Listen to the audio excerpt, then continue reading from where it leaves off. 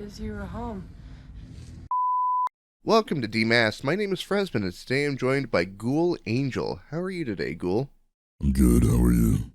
Doing pretty good. So, from what I can tell, you do narrations on YouTube? Yes, I do. Now, do you go and find your stories that you narrate, or do you write your own? Well, usually I like to narrate true, scary stories. So, from, Reddit, Let's Not Meet, things like that. Now, do you think, because I'm thinking about this a little bit, do you think that there's ever been a moment where you've become the person that would be the subject of a Let's Not Meet story? Because I have. Like, I'm prone to spacing out for long periods of time, especially on, like, public transportation. But the problem is, that means I stop blinking, and I just end up staring at somebody for long periods of time. Yeah, I live in a city that has one of the highest crime rates in the US. So I've been in quite a few sketchy situations. In the city where I live, I seem to attract crazy people. Like, I've seen somebody who's acting nuts, like, swerve around other people to get to me. And I take a lot of public transportation. Like, we have, I'm not sure about the area you're in, but we have, like, what's called the Max train, which is like, like a trolley or an above ground subway, that sort of thing. Yeah. And it was back when I was with my ex, and we're sitting there waiting for the train, and this guy comes up, and he starts, like, there's plenty of other people around, but decides to start yelling his problems at me. But he was complaining about somebody that he had apparently just run into, and he's like, oh, they called me a bum, and this bullshit, and all this. And for a second, I'm like, all right, you know what, that does suck. Like, that's not a nice thing to call somebody, man. But then he immediately follows it with, let's just say, several racial insensitivities. I think he might have been on something, because he was wigging out pretty hard. Yeah, people can be really just weird, because people get swatted and doxxed, and I don't know, people are insane. Have you heard of, I want to say the guy was called, like, Dragon Lord or something to that effect? Possibly. It's a German YouTuber and also a streamer, but he was very open about who he is, what his real name is, where he lives, and how often he's at home. And people have taken to not creeping on him, but going to his house. They essentially make a pilgrimage to just go screw with him. Like, there are people who, like, go, cross country just to go, like, toss a bottle at the side of his house and laugh at him. Part of me feels like it was just, like, oversharing due to talking to people, and then it just, like, came back on him. Or like how PewDiePie had his house robbed a while ago.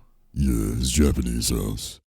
I remember he was talking about fans coming up to his actual house and knocking on the door and shit. And with all the streamers getting swatted on their streams, it's scary. I hate how swatting is a thing, but I do appreciate at least when some, like, police teams sort of recognize that that's what's probably going on.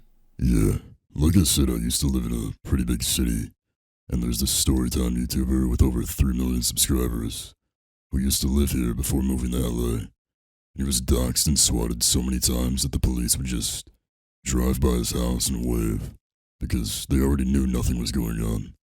They would get, like, ridiculous calls, shit like, always bringing drugs into his house, or there's a hostage situation, things like that. Well, like, there's a couple I've seen, like, I've seen, sort of the extremes of the reaction of the police when it comes to swatting. But some of them are like, they go in there, with the full, riot gear, rifles, all that.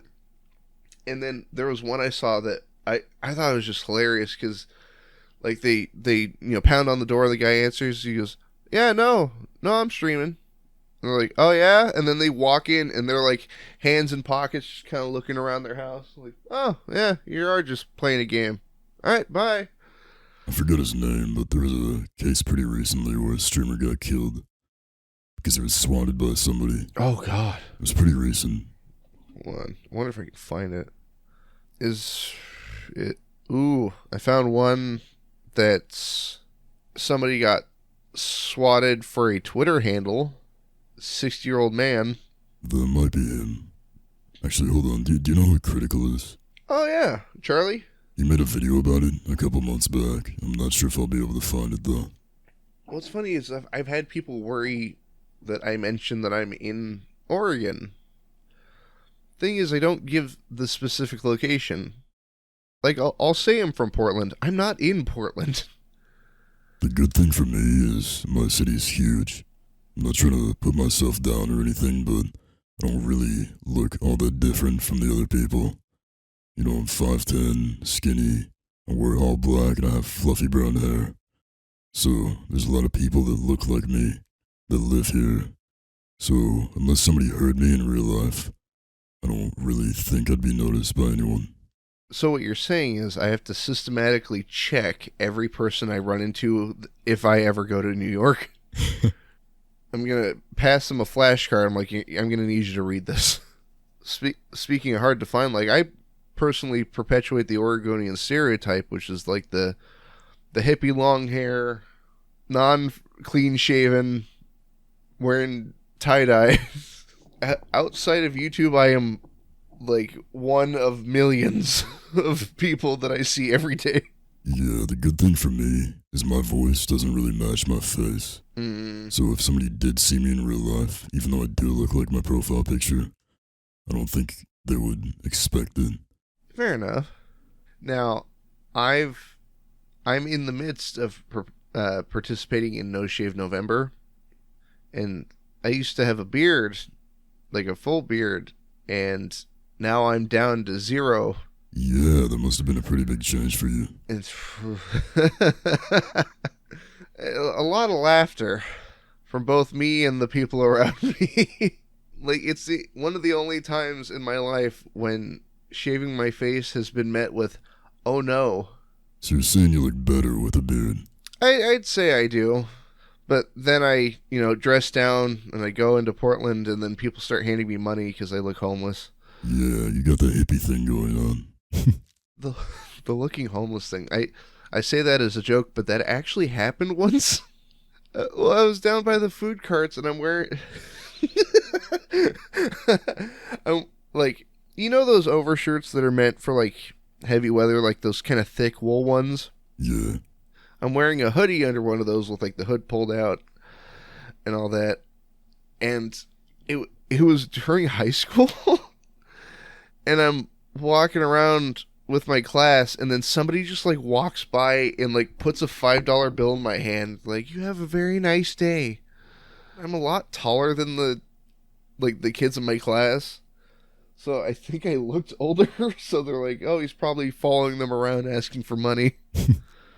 Like, I just kind of like looked at him. I didn't want to have that whole argument. So I'm like, yeah, great, cool. And left. Am I the only person who's had a really crazy, shitty past 2 or 3 months? What do you mean? Just life in general for the past few months. Just poor luck and bad timing? I guess so. My life has been pretty hectic lately. Yeah, I'll meet you on that one. Some horrible stuff's happened in the last month or so. Yeah, it seems a little weird. I feel it kind of runs in my family that, like, there'll be a month each year where just everything bad that can happen does happen. For us, at least this year, it was a combination of September into October, but thankfully... And I'm saying this with fingers crossed. Like, I hope the rest of the year plays out okay. Yeah, me too. I just wanted to ask because I've had a lot of friends say that their October was shitty as well. So it's kind of weird because so many people are just not doing great.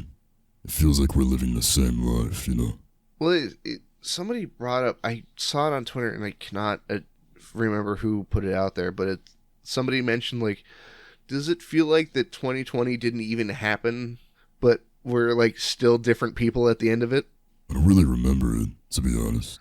I I I remember flashes of it. I just remember COVID, and that's basically all. Yeah, yeah. Well, I wouldn't say it's funny. There's nothing funny about a pandemic, but back when all this first started, I found it hilarious, at least the reactions to, friends and family, because I was getting like texts and phone calls like, are you staying indoors? Are you staying safe? And I'm just like, I don't go anywhere. Yeah, I remember people were treating it like a zombie apocalypse. Obviously, I'm not trying to downplay how serious it is, but I was getting texts from friends that, like, I hadn't talked to in years, asking if I was okay and shit. Well, there was a night where I was going over to a friend's house, and I took an Uber. And it was right when like the worry was sort of at an all-time high, like that sort of like the window of post government mandate to stay inside, and then pre we have a vaccine, you know. And it, I have I wouldn't say crippling fear, but I have a fear of total isolation.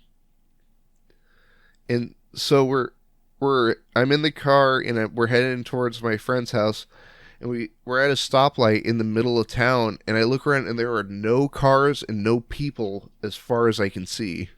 And like I had the moment of like, ooh, am I in the Twilight Zone? Like, please. I was gonna say that because I was imagining it, and it was freaking me out thinking about it. I'm not gonna lie, I worry about that sometimes, that I'm gonna walk outside and everybody's just gone. You know, I kind of want to see what would happen. I would immediately go crazy. Easy. What store would you go to first? Store? I would probably raid my local Walmart, but for the canned goods and dry preservatives. Nothing from the deli, because in my eyes, it's already gone bad. Maybe I'll finally be able to get a PS5 if nobody's left. How do I word it? I made this character way back in the day that I've been wanting to bring back, because I feel it's a viable option for if the world ever ends. You ever start a sentence and then you're like, oh yeah, I am a crazy person by the end of it? You know, even when I'm starting my sentences, I'm confident that I'm crazy. For me, it's like, I'll run this idea by somebody, and I'm like, oh, this sounds a little nuts. This sounds really nuts. Yeah. There's been times where I tell people I'm ascending in space and time or some shit. Mm. And I'll only remember when they bring it up the next day. I think one time I said something about making honey and oatmeal at like 2 a.m. Dude, oatmeal and honey, to a degree, is not a good combination for me. Because you never put like enough water in it, so it becomes this like, it's almost like a mortar for putting up a brick wall. Yeah, you're not doing it right. I know, and that's why I haven't had oatmeal in like 6 years. What you're supposed to do is pour the oats in the bowl, pour the honey on top of the oats, then you pour the boiling water on top of the honey, and then you mix it together. Breaks it down a little bit more. You know what? I'll have to give it a shot. Stay tuned for my new cooking show. I remember when I was sick, I would make honey tea.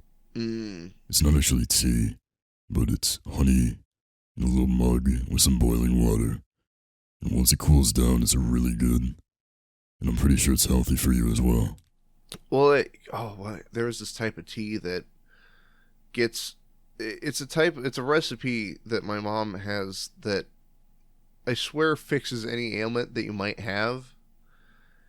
And was green tea with honey, a dash of cinnamon, and then like maybe a teaspoon of apple cider vinegar. That's interesting, to say the least. It's actually not half bad. I guess I gotta try it. Sounds like a Fresman family recipe. Cure. I gotta upsell it as hard as I can. It's like, yeah, it cures all wounds. That reminds me of the healing potions in Resident Evil Village, when he just pours it on his hand. Yeah.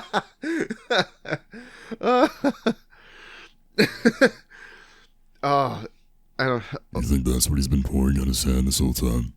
I'll have to give it a try the next time I get my hand cut off and stapled back on. But what was the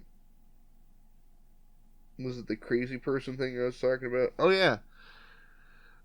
So I I made this character back in the day to deal with playing like scary games. And it's a character called Philip. Now Philip is a dead person. Just like a corpse that you find. And doesn't talk, but the idea is that you're just like, that's something to talk to. I mean, I guess I sort of get that. Well, like I said, fear of being totally isolated. So since like when have you ever played the first Dead Space? No. So that game is very isolating. Like you very, I think at least for the first half of the game, you do not encounter really any living person within like arm's reach. And to me that's the problem, more than the necromorphs, more than the horrifying nightmares that are roaming the hallways. It's like, man, it's really quiet. I don't know. I mean, I kind of like being isolated. Like, how do I word it? I want to be left alone, but I don't want to be like the last man on earth, that sort of thing.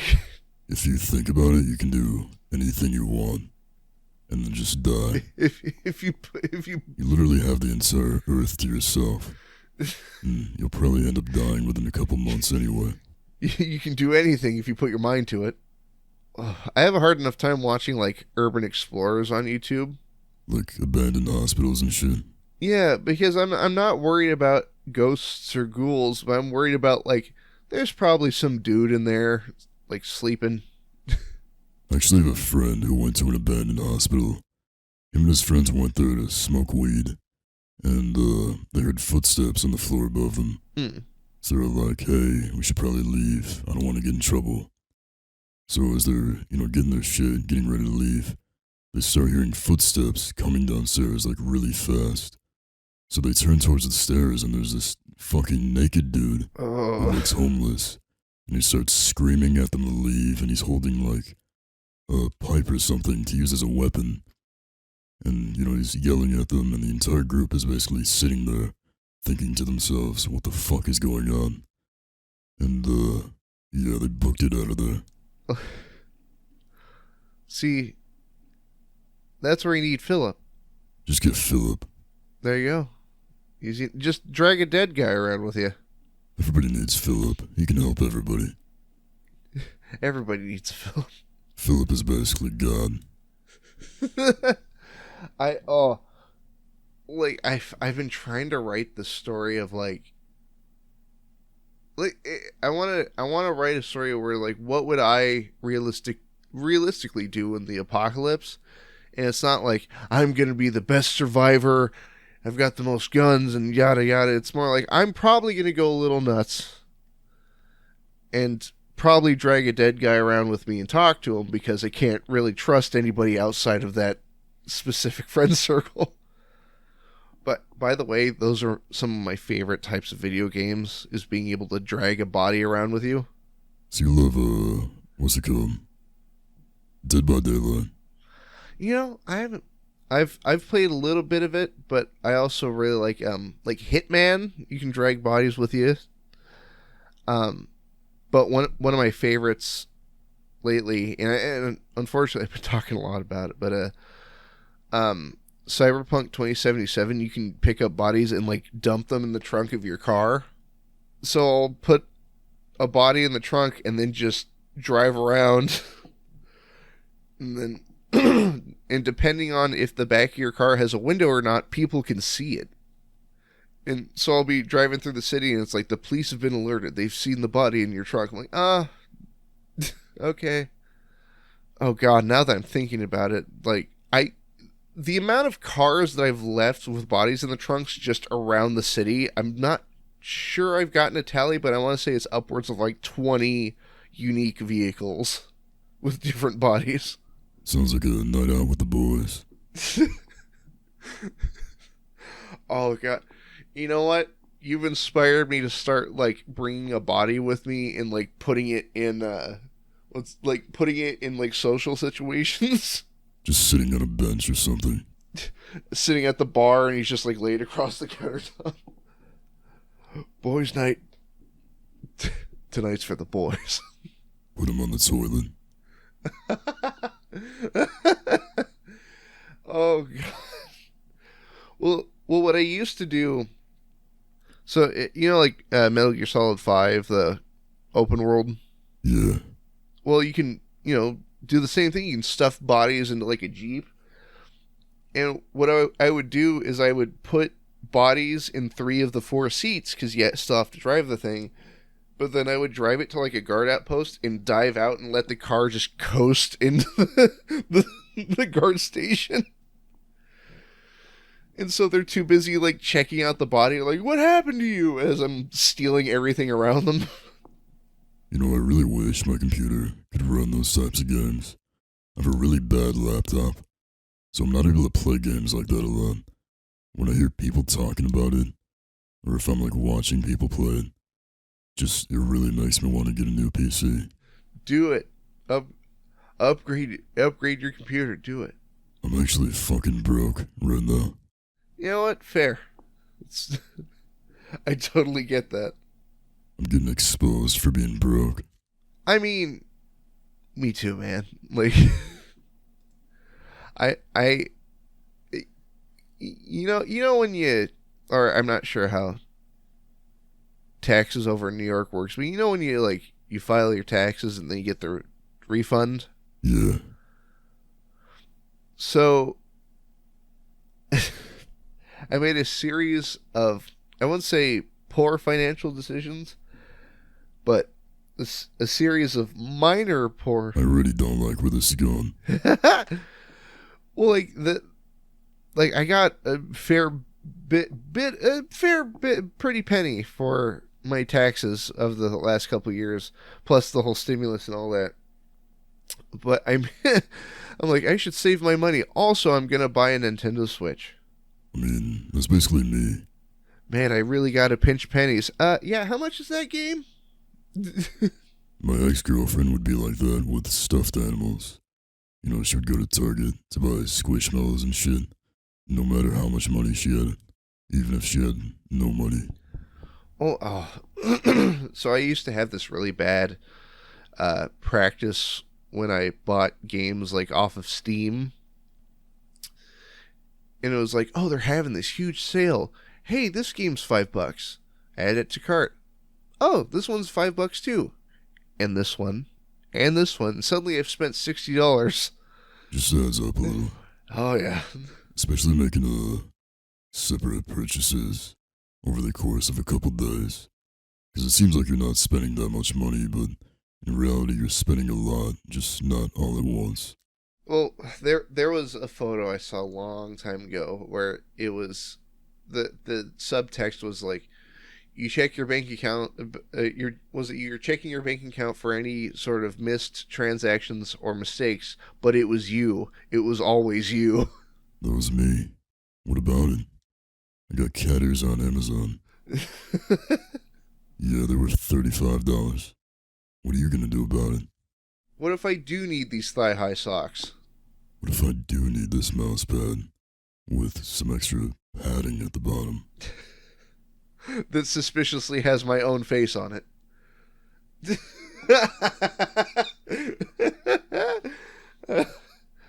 See, I need you to really think about this. Would you purchase a mouse pad of yourself?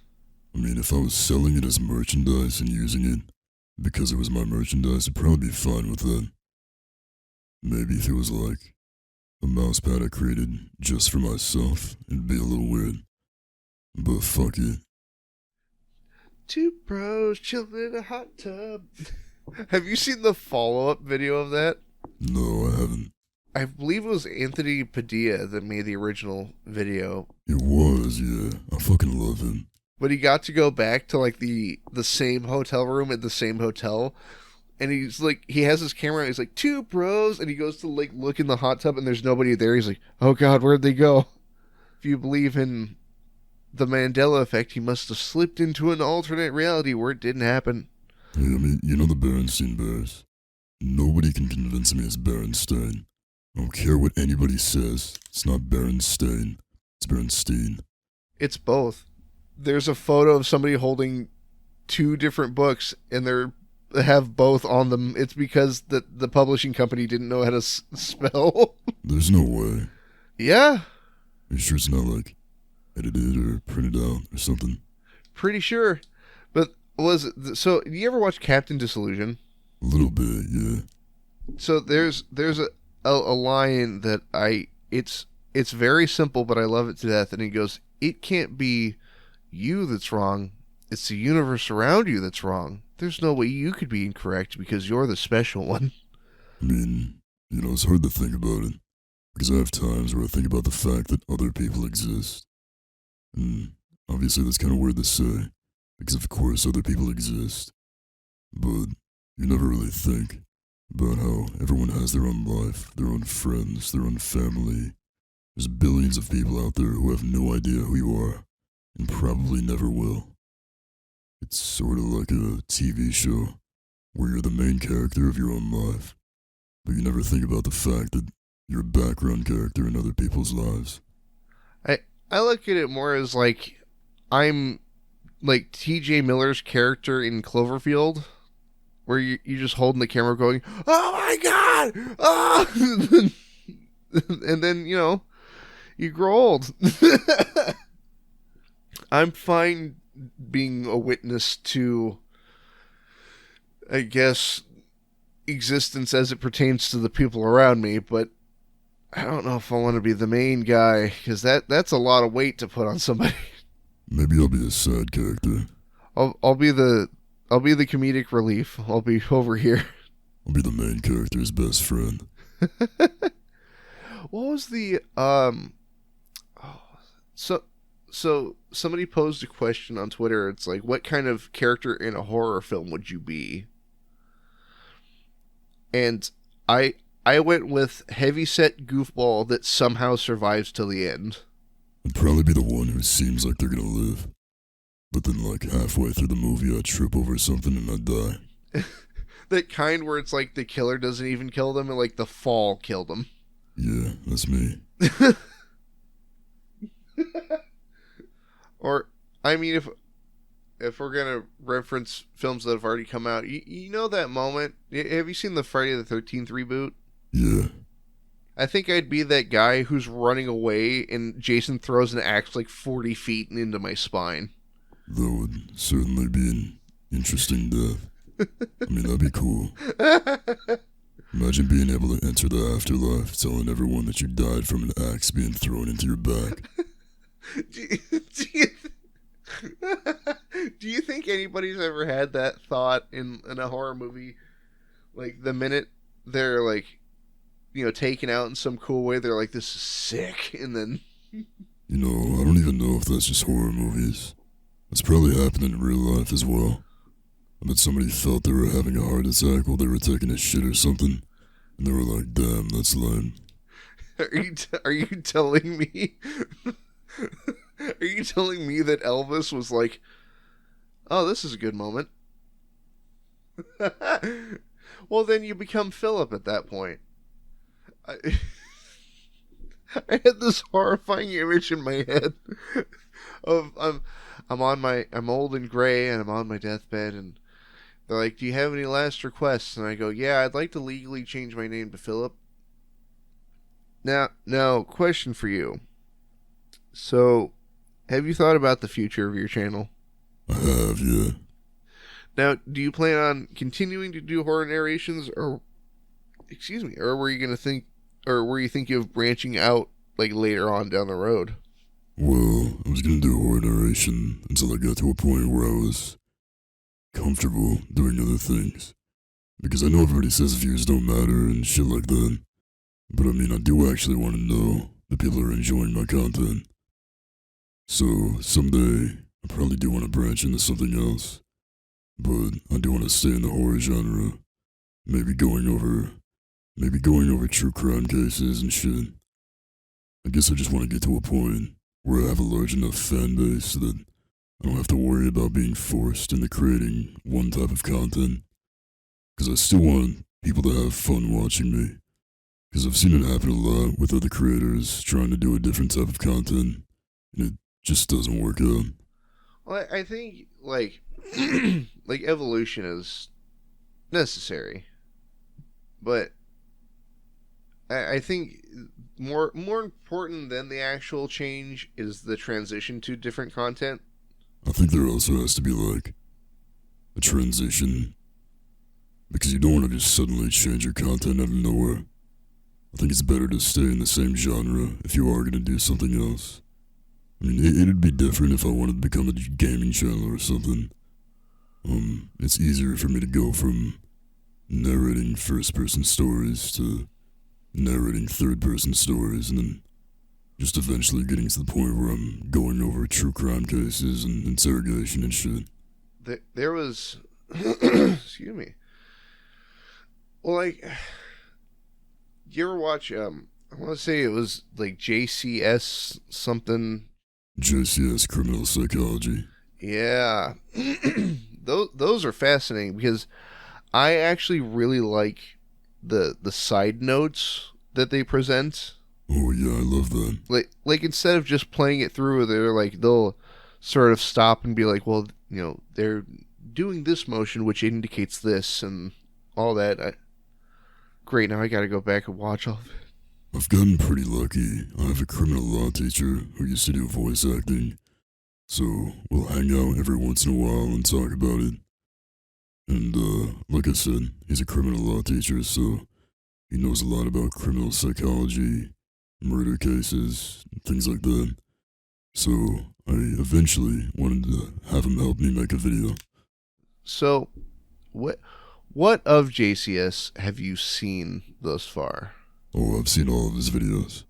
I still need to catch up on some of them, but there was one. You remember that whole the video I'm staring at is the bizarre case of Stephen McDaniel. Yeah. Like I've never I've of course seen the video now, but back when that whole like story came out, I never saw that footage of him being interrogated. I only saw when he's on the newscast and he starts freaking out. That's what I saw as well. And there's something weird about, well, I mean, of course, there's something off about the guy because he killed somebody, but Guy is a little weird. Something seems off about him. Not sure what it is. I can't put my finger on it. I want to see like an April Fool's version of JCS Criminal Psychology where it's like the Ted Bundy tapes, and then they keep pausing like, I don't know, there's something off about him, I just can't place it. Or I just want to see one where it makes absolutely no sense. They pause it and just start saying some random shit that makes you think you're either in a fever dream or if you're having a stroke. You see, in this clip he actually shat his pants, which distracted the officer, and it gave him time to escape. What you can't see right now is that he's excreting pheromones trying to lure in the officer. Or I want like an over-examination of something really simple. He's like, he's staring at the clock because he wants to know what time it is, indicating he doesn't know what time it is. Well, I think the most recent one on JCS, the one about the school shooter, there was sort of one like that, where it was like, he looks down, then he looks up, then he glances at the clock, then he looks down again, and he smirks slightly. I remember watching it being like, damn, that's really overanalyzed. Well, I think the at least in that video, the biggest sort of marker for the fellow pretending to be crazy is that he keeps checking the camera. Like, he keeps kind of like glancing at it, and like he'll do something weird to look crazy, but then he'll stop and like look at the camera again. With the Stephen McDaniel one, there's those really long sped up shots where he is sitting like statue still for like 40. Yeah, for like an hour. Yeah, that's I don't know. And even when it's sped up, he's barely moving. Yeah. To be honest, when I watched the interrogation footage of him, he just looked visibly crazy. His eyes looked like they didn't have a soul attached to them. Yeah, or isn't comprehending like the consequences of what he's just done. Yeah, it sort of feels like he was normal before, but then he mentally shut down as soon as, everything happened. Well, what was that? It was used as a joke, but or not. There's probably no scientific basis behind it, or even, investigative process behind it. But like that whole donut test thing. Now the thing is, like, I've thought about it, and guilty or no, I'm eating those damn donuts because that's free food. I'm not going to turn down free food. Donuts are donuts. What can I say? Yeah, but those are police donuts. They've sprinkled justice on them. They're special ones. They're special donuts. Well, I personally, I've never. I haven't been part of a police investigation yet. The night's still young. My uncle is actually on the SWAT team, and if you know what Live PD is, he's been in a couple episodes before. Really? It's really interesting. He tells me about what he deals with, and he lives in a pretty big city in California. So there's like crazy shit he's dealt with. Well, like, you ever watch Cops? I don't think those cameramen get paid enough. I don't think the cameramen in Fast and Furious get paid enough. They must run really fast. Oh, yeah. Well, what was that one film? I think it was the first John Wick. Have you seen that? No, I haven't actually. So, and there's no spoilers to it, but there's a moment where a car is drifting like towards the camera, and they drift past the camera but miss it just by like a foot, and like it was a real stunt, and they had a guy with a camera there just almost getting clobbered by a car. That man deserves a better paycheck, and then like the next couple of days off just to next couple days off, just chill out a little. Yeah, just go home, spend time with your family, just hang out. I can't. Oh, okay. What's up? I'm looking at the description now. Join us as we talk about reality as a concept, what it means to exist, and how the fabric of reality was held together by a gorilla. Yeah. Well, the idea that Never Sleep put forward was that Harambe was the glue that held the universe together. You know what? I actually agree with that. I think Harambe was what was holding everything together. His death was the straw that broke the camel's back. What was there? There was a. Oh, hold on. There's a.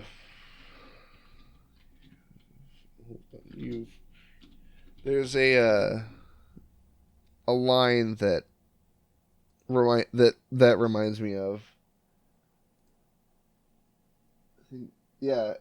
So the moment Harambe was shot, with this character's death, the thread of prophecy has been severed.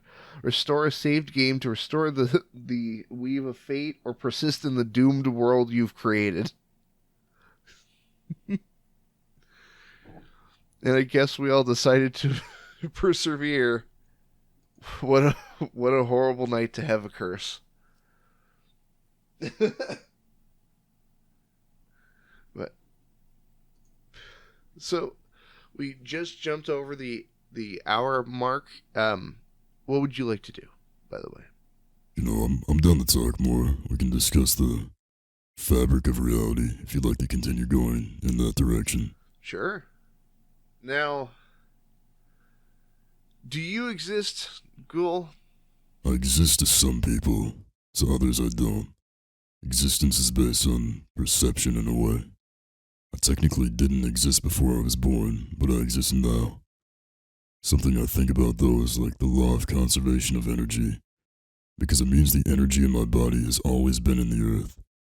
Does that mean I've existed since before I was born? I mean, you don't have to have a mind to exist, because objects exist as well. So, maybe I'm as old as the universe itself.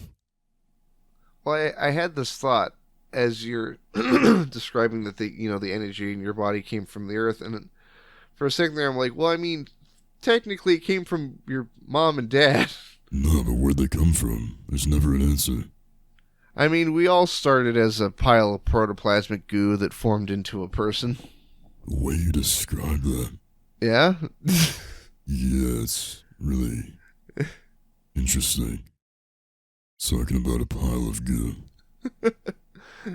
Well, like, that's a thought that makes me happy, weirdly enough, where it's just like, we're all on the same playing field. We all started as goo, and then showed up a screaming, goo-covered mess. And some of us have remained like that to this day.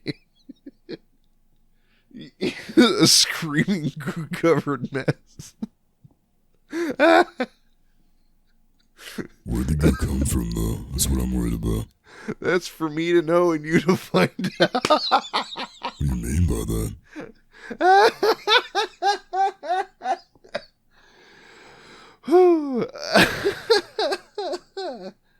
This is the fabric of reality right here. This is what's keeping my life together. A thin, viscous membrane holding the universe together. Yeah, it's keeping my sanity together. Talking about goo-covered messes.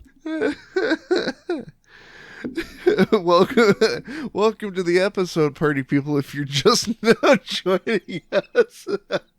If you're just now joining us, we're talking about screaming adults covered in goo. Yeah. Grown adults covered in goo that are screaming like toddlers. I hope you enjoy the episode.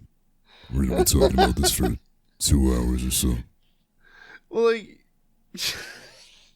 or some... that was a joke I heard ages ago, which is I came into this world screaming and covered in somebody else's blood, and I'm not afraid to go out the same way.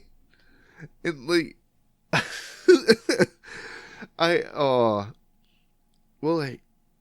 it's like the and this is a weird example, but it's like when you're in high school and you're a freshman, and all the seniors are like, freshmen suck, but deep in your heart, you're like, you were a freshman once.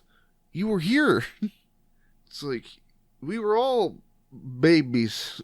No, but then you become a senior and you start to realize why they hated the freshmen so much. You're originally like, damn, they're so mean for no reason. And then you become a senior and you're like, wow, these people are fucking annoying. Was I like that? Oh my god. Well, I mean... Well, when you said seniors, I had, for some reason, thought about, like, not the high school context, but I'm like... Senior citizens. Yeah, so I'm like, well, I mean, babies and senior citizens do sometimes share qualities like wearing a diaper. The first thing you thought of. And I brought this up to Never Sleep, but I'll bring it up here as well. But I still have that friend, but he used to play devil's advocate when it came to like the simulation theory, and I told him I'm pretty sure I'm not living in a simulation because I'm suffering too much for it to be a good simulation. I mean, that's how life has been ever since I was born. Everything hurts and I'm totally aware of it. It's just been pure fear and terror my entire life. Utter sentience. I gotta ask you this. Am I the only person that wakes up really pissed off, and then throughout the day I become less pissed off? Then I go to sleep fine, but I wake up pissed off again. And it's just a cycle of that.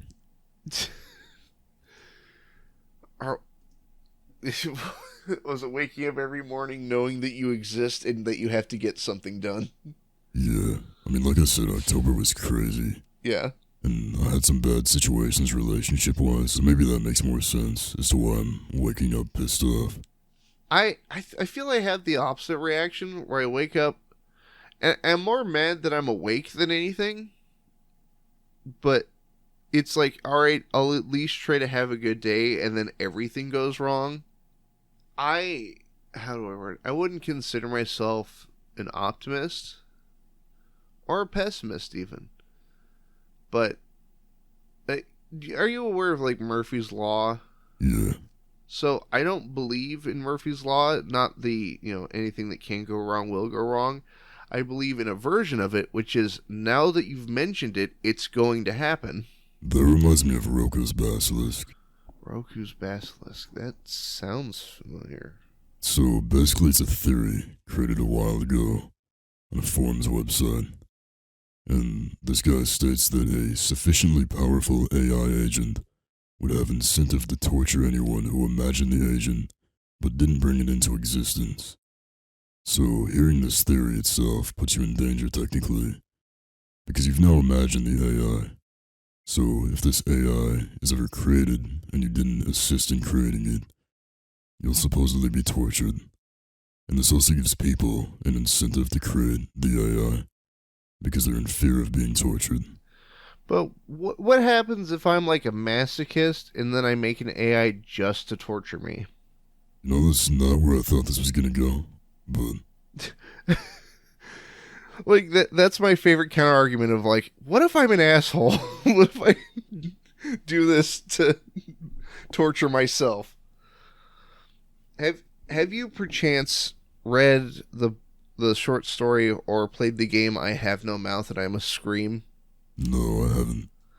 So while not operating on Roko's basilisk, it's essentially the last 5 people on Earth being tortured forever by a sentient AI. And like the more you sort of delve into it, it's not so much that it's like, like you see it a lot in fiction having to do with artificial intelligence, where it's like humanity's a disease and I must cut out the cancer or something like that. But it's literally more so of like, I really hate humans and that's it. It's like I'm keeping you 5 around and you can't die because I won't allow you to die because I hate you that much. Well, that's sort of how I feel about criminals, I guess. Like criminals who have done really fucked up shit. Like criminals who have done really fucked up shit get the death penalty. And yeah, it's better that they're not alive anymore. But they've also escaped in a way. You know, they're getting a quick, painless death. And they won't have to deal with the consequences of their actions anymore. So, as fucked up as it sounds, I wish they were tortured or something. Yeah, like your Dahmers and whatnot of the world. Yeah, those type of people. Like how do I word it? I think it might be more necessary to prevent more possible suffering from to other people by removing that person from the equation. Because even if they're confined to a cell, there's still a present danger to other prisoners and the guards. So if you just take, the piece off the table. Now the thing is, would Roko's basilisk function if it's a person? No, because you can't create a person. Well, I mean, I guess there sort of could be a different concept. Like if you imagined a world leader or something, it'd be difficult because it's easier to imagine an AI as opposed to a specific human being. For example, like you can imagine a world leader, but people will think of different things. You know, maybe some people think of Kim Jong-un. Maybe some people think of Vladimir Putin. Maybe some people think of Joe Biden. So I'm not really sure if it would work because of how complex humans are. Don't get me wrong, AIs are complex as well. but it's way easier to imagine an AI. Yeah. Well, even then, with like, and I'm reading like the sort of the definition here of, it would have an incentive to torture anyone who imagined the agent but didn't work to bring the agent into existence. So that would essentially mean if a child's born, it would hate anything that wasn't its own parents. And I mean, there are people like that. Oh God, can you imagine a person like that?